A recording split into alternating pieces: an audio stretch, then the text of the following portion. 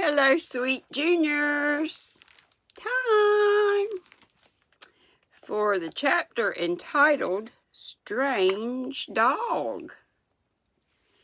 Nick Brown, remember him? The tin peddler? Nick Brown had said that New York horse buyers were in the neighborhood, so every Friday night, Father gave the 4-year-old colts a special.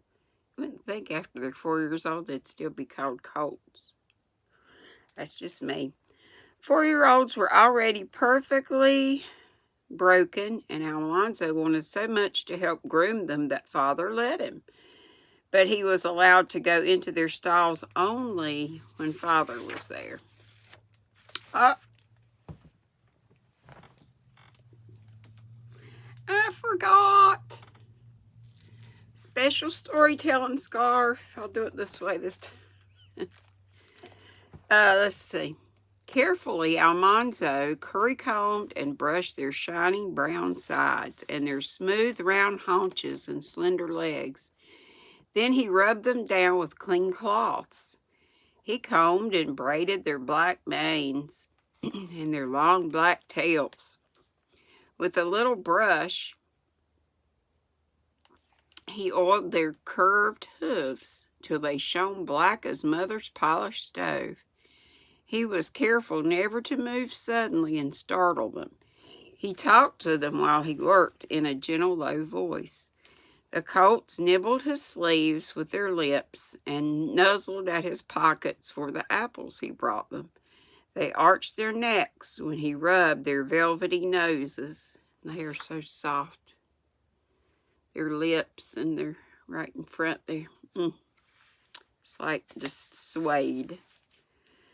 Velvety noses and their soft eyes shone. Almanzo knew that in the whole world there was nothing so beautiful, so fascinating as beautiful horses.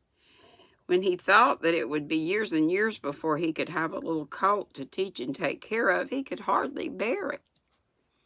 One evening the horse buyer came riding into the barnyard. He was a strange horse buyer.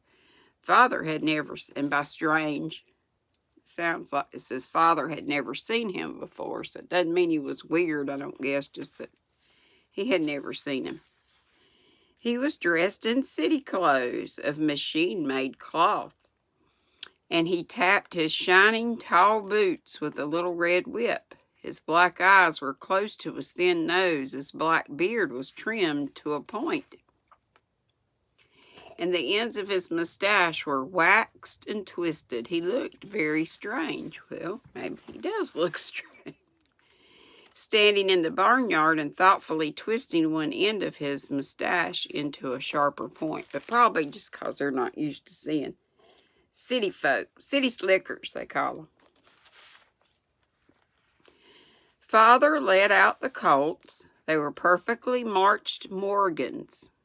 Type of horse they were. Exactly the same size, same shape, same bright brown all over with the same white stars on their foreheads. They arched their necks and picked up their little feet daintily. 4 years old in May, sound in wind and limb, not a blemish on them, Father said. Broken to drive double or single. They're high-spirited, full of ginger, and gentle as kittens. A lady can drive them. Almanzo listened. He was excited, but he remembered carefully everything that Father and the horse buyer said. Someday he would be trading horses himself. The buyer felt the colts' legs. He opened their mouths and looked at their teeth. Father had nothing to fear from that. He had told the truth about the colt's age. Then the buyer stood back and watched while Father took each colt on a long rope and made it walk, trot, and gallop in a circle around him. Look at that action, Father said. The shining black manes and tails rippled in the air. Brown lights flowed over their smooth bodies, and their delicate feet seemed hardly to touch the ground. Round and round they went like a tune. The buyer looked. He tried to find fault, but he couldn't. The colt stood still and Father waited. Finally, the buyer offered $175 apiece. Father said he couldn't take less than $225. Almanzo knew he said that because he wanted $200. Nick Brown had told him that horse buyers were paying that much. I remember that.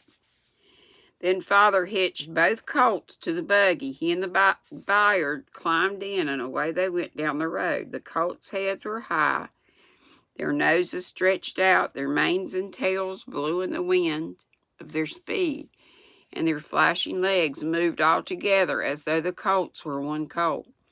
The buggy was gone out of sight in a minute. Almanzo knew he must go on with the chores. He went into the barn and took the porch pick, and then he put it down and came out to watch for the colt's return. When they came back, Father and the buyer had not agreed on the price. Father tugged at his beard, and the buyer twisted his mustache.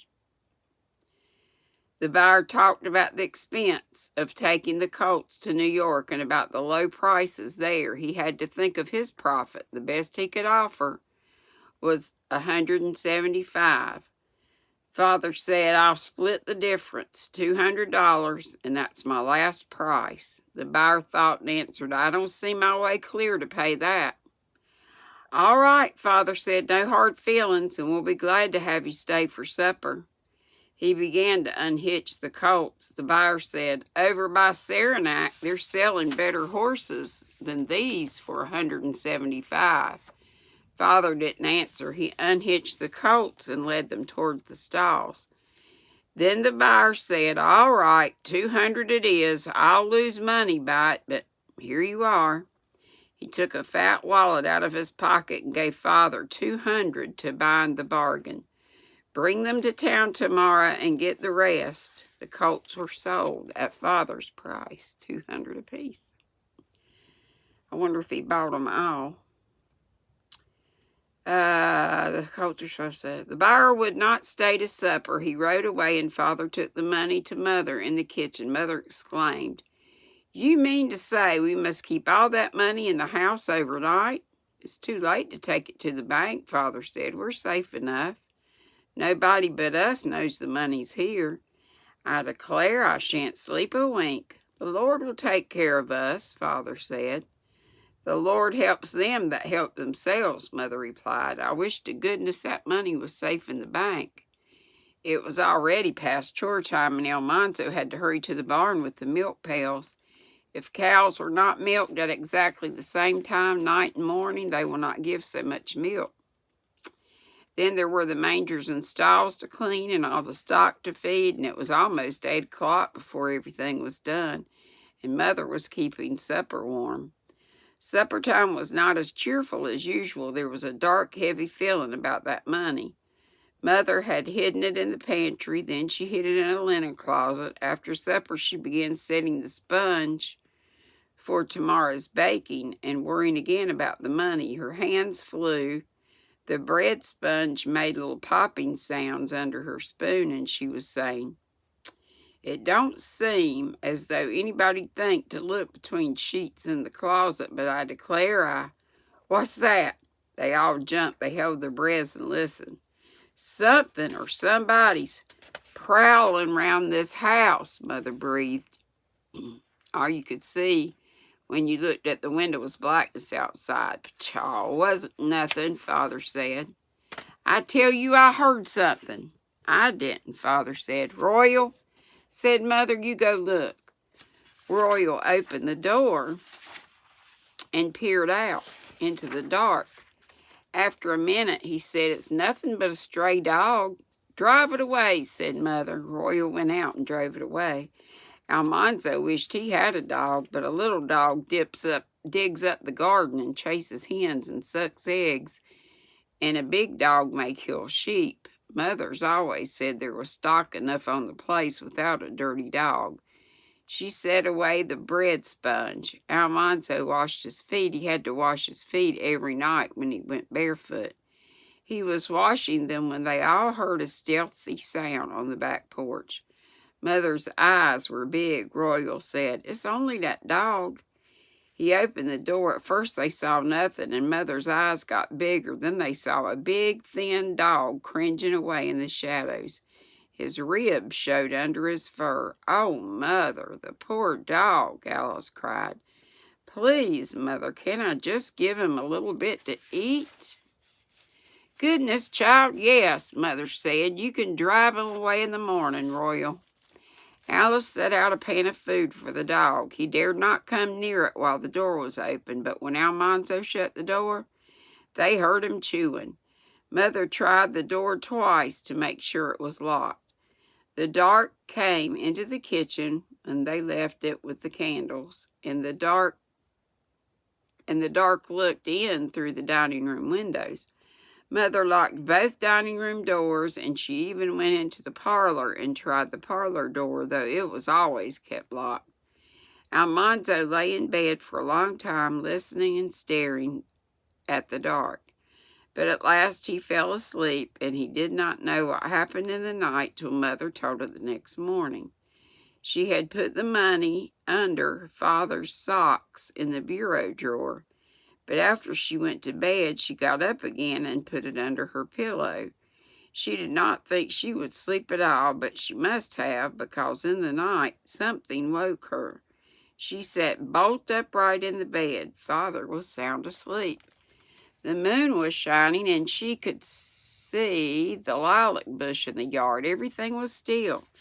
The clock struck 11. Then Mother's blood ran cold. She heard a low, savage growl.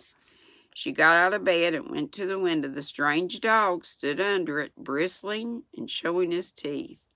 He acted as though somebody was in the woodlot. Mother stood listening and looking. It was dark under the trees, and she could not see anyone, but the dog growled savagely at the darkness. Mother watched. She heard the clock strike midnight, and after a long time it struck 1 o'clock. The dog walked up and down by the picket fence, growling. At last he lay down, but he kept his head up and his ears pricked, listening. Mother went softly back to bed.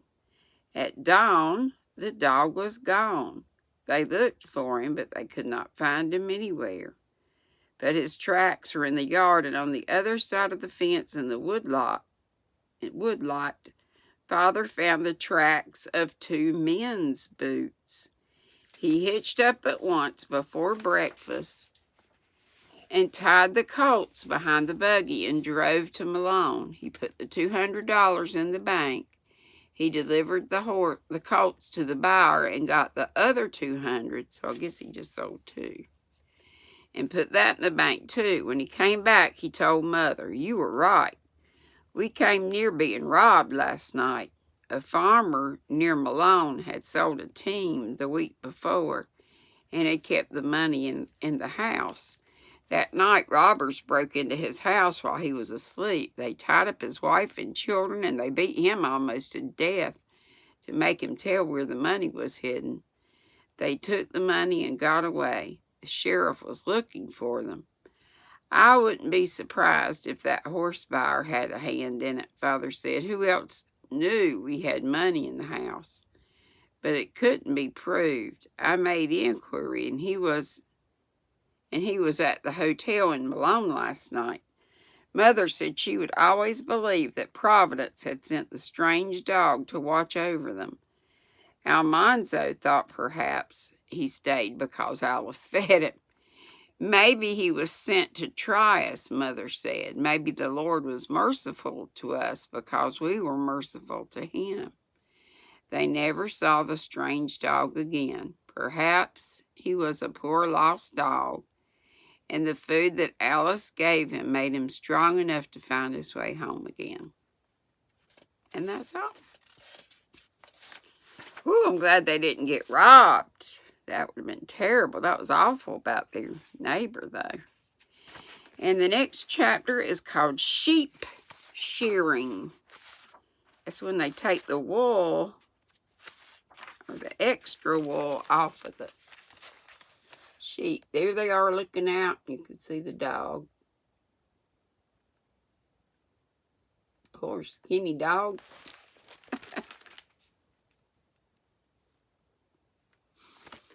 Okay. I hope you all have a lovely Friday night, or whenever you're watching this. A lovely day or evening, whenever that is. And I will be back tomorrow. Be sweet. Don't be ugly. Love you. Mwah. Bye-bye.